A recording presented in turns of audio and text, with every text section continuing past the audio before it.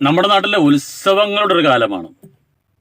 Covid എന്ന മഹാമാരി വന്നപ്പോൾ 2 വർഷങ്ങൾക്ക് മുമ്പ് നമ്മളെല്ലാവരും വീട്ടിനകത്ത് ചങ്ങലക്കകത്ത് പൂട്ടിയിട്ടുള്ള ഒരു കാലമുണ്ടായിരുന്നു.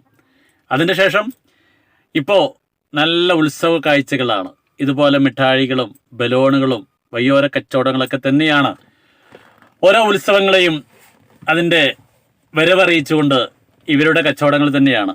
അപ്പോൾ നമ്മുടെ കുട്ടികളൊക്കെ നമ്മുടെ പോക്കറ്റൊക്കെ ഏകദേശം കാലിയാക്കിയാലും നമ്മുടെ ഓരോ ഉത്സവങ്ങൾ വരുമ്പോൾ ഇതുപോലെ വളവുകളും അതുപോലെ തന്നെ കളിക്കോപ്പുകളൊക്കെ നമ്മുടെ കുട്ടികൾക്കും പ്രിയപ്പെട്ടവരൊക്കെ വാങ്ങിച്ചു കൊടുക്കുന്ന നല്ലൊരു കാഴ്ച, സുന്ദരമായ കാഴ്ച തന്നെയാണ്. അതോടൊപ്പം തന്നെ എല്ലാ വേലകളിലും താല്പര്യങ്ങളിലും ഉത്സവങ്ങളിലെ കാണുന്ന നമ്മുടെ പ്രിയപ്പെട്ട അമ്മമാർ, അവരെ വേഷങ്ങൾ മാറ്റിയിട്ടില്ല. അതുപോലെ തന്നെ മണ്ണവിളക്ക് തന്നെയാണ്. കൈ ഒന്ന് നോക്കട്ടെ, മുഖം നോക്കി ലക്ഷണം പറയാന്നൊക്കെ പറഞ്ഞുകൊണ്ട് നമ്മളെ രസകരമായ വാക്കുകൾ കൊണ്ട് നമ്മളെ പിടിച്ചിരുത്തുന്ന ഇതുപോലെ കാഴ്ചകൾ കാണാം.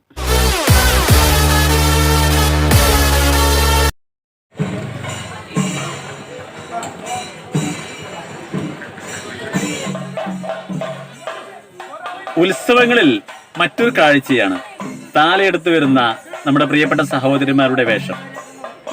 നമ്മൾക്കറിയാം, ഇതുപോലെ ഉത്സവങ്ങളിൽ മാത്രമാണ് സാരിയും അതുപോലെ തന്നെ പാവാടയും കാണുന്ന ആളുകൾ. അതുപോലെ തന്നെ നമ്മുടെ ആണുങ്ങളാണെങ്കിലും മുണ്ടെടുത്ത്, അല്ലെങ്കിൽ ഓണമോ അല്ലെങ്കിൽ കേരളപ്പിറവിയൊക്കെ കാണണം നമ്മുടെ പ്രിയപ്പെട്ട സഹോദരിമാരെയും സഹോദരന്മാരൊക്കെ കേരളീയ വസ്ത്രധാരണയിൽ കാണണമെങ്കിൽ.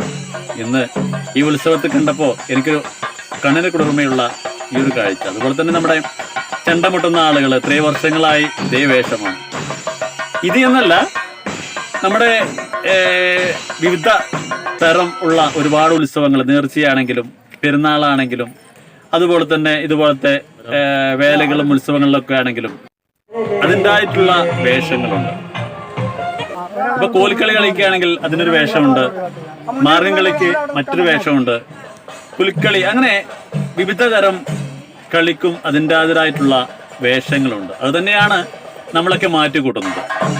എനിക്ക് തോന്നുന്നു ലോകത്ത് എവിടെയും ഇത്രയും കലാരൂപങ്ങള്, ഇത്ര ഗോത്രവർഗങ്ങള്, വ്യത്യസ്തപ്പെട്ട ജാതി മതസ്ഥരുള്ള ഒത്തൊരുമിച്ച് കൊണ്ട് നിൽക്കുന്ന ഒരു ലോകം വേറെ ഉണ്ടാവില്ല എന്ന് എനിക്ക് തോന്നുന്നു.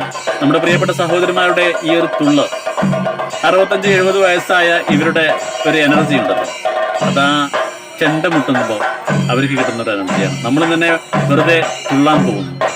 ഈ കാഴ്ചക്കാൽ ഇങ്ങനെ നിൽക്കുമ്പോൾ തന്നെ അതിൻ്റെയൊക്കെ ഒരു എനർജി ഈ കാഴ്ചയിലും അതുപോലെ തന്നെ കാണുന്ന ആളുകൾക്കൊക്കെ കിട്ടും. അത് ഒരു രസകരമായ കാഴ്ച.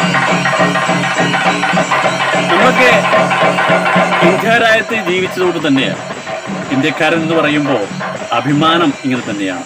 മതമുള്ളവരും മതമില്ലാത്തവരും പരസ്പരം സ്നേഹിക്കുകയും ഇതുപോലത്തെ ഉത്സവങ്ങൾ അങ്ങോട്ടും ഇങ്ങോട്ടും പലരുടെയും സഹായ സഹകരണങ്ങൾ തന്നെയാണ് ഇതുപോലെ ഭീമമായ സംഖ്യ ചെലവാക്കിക്കൊണ്ട് ഉത്സവം നടത്തുന്നത്.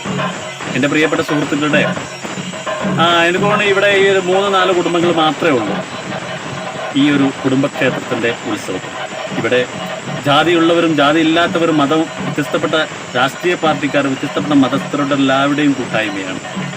ഈ സ്നേഹബന്ധങ്ങളാണ് നമ്മളൊക്കെ നിലനിർത്തുന്നത്. അതുകൊണ്ട് തന്നെ ഓരോ ഉത്സവങ്ങൾക്കും അതിൻ്റെതായിട്ടുള്ള ഒരു ഐതിഹ്യങ്ങൾ കാണും. ആ ഐതിഹ്യങ്ങളും കാഴ്ചകളൊക്കെ തന്നെയാണ് നമ്മുടെ നിലനിൽപ്പ്. അതുകൊണ്ട് ഉത്സവ കാഴ്ചകളുടെ ഓരോ കാഴ്ചകളും നമ്മുടെ എല്ലാവരുടെയും മനസ്സിനെ സന്തോഷിപ്പിക്കുന്ന കാഴ്ചകളാണ്. ഇദ്ദേഹം കളിക്കുന്ന ഈ ഒരു കളിയിലും അതിനായിട്ടുള്ള കലാരൂപങ്ങളും അതിന് ഒരുപാട് അർത്ഥങ്ങളൊക്കെ ഉണ്ടായിരിക്കാം. കാണാം നമുക്ക് വ്യത്യസ്തപ്പെട്ട ചില കാഴ്ചകൾ കൂടി.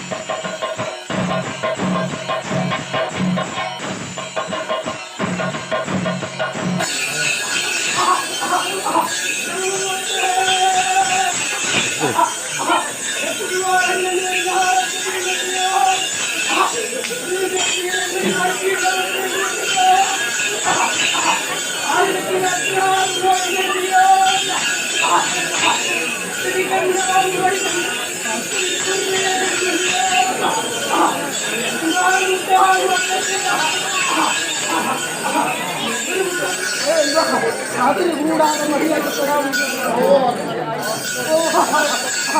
ഒന്നേ മുക്കാൽ നാല് തന്നെ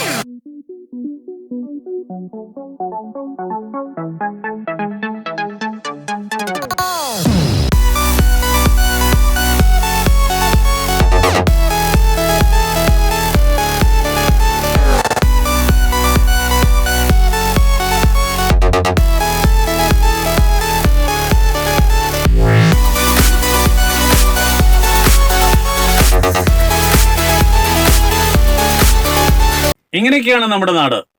ഇവര് ഈ ഉത്സവങ്ങൾ ഇത് മാത്രമല്ല കേട്ടോ, ഏകദേശം 3000 ആളുകൾക്കുള്ള അന്നദാനം പോലും ഇവര് കൊടുക്കുന്നുണ്ട്. അങ്ങനെ ഇങ്ങനെയൊക്കെയാണ് നമ്മുടെ നാട്ടിലെ ഓരോ ഉത്സവങ്ങൾ. ഒരു ഉത്സവം ഉണ്ടാകുമ്പോൾ അവിടുത്തെ ആളുകൾക്ക് ഒരുപാട് കച്ചവടങ്ങൾ ഉണ്ടാകുന്നു, ഒരുപാട് സ്നേഹബന്ധങ്ങൾ ഉണ്ടാകുന്നു, കുടുംബങ്ങൾ ഒത്തുചേർന്നു. ഇങ്ങനെയൊക്കെ സ്നേഹബന്ധങ്ങൾ എന്നുള്ളത് മാത്രം പറഞ്ഞുകൊണ്ട് പുതിയൊരു വീഡിയോ കാണും വരെ നിങ്ങൾക്ക് എല്ലാവർക്കും നല്ല ആത്മാർത്ഥമായി ആശംസിക്കുന്നു. നന്ദി, നമസ്കാരം. ഞാൻ ജാഫർ കൊല്ലഞ്ചേരി.